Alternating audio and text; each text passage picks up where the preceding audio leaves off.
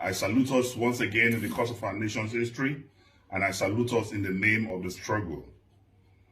I am addressing Nigerians today that we must do everything to retrieve the stolen mandate by Bola Ahmed Tinubu, because we cannot have a man who is suffering from advanced dementia as the President of the Federal Republic of Nigeria.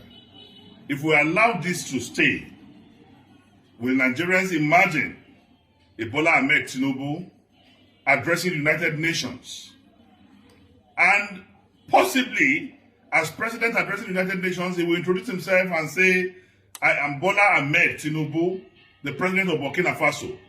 Do you know the international damnation, the international condemnation, the international ridicule that will, bring on Nigeria and Nigerians?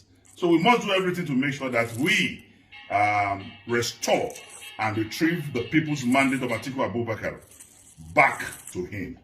As I'm speaking with you, area boys in Lagos are already relocating to Abuja. There's excitement in the highland. All the bad boys, the area boys, are already planning to move to Abuja, where their grandmaster is relocating to. And I want to say, very soon you will start seeing snatching of bags, you will see snatching of phones, you will see breaking into people's cars, because area boys will invade Abuja. Marijuana will become very popular. Drugs like cocaine, heroin will be sold like pure water on the streets. And people like MC Oluomo will relocate to Abuja.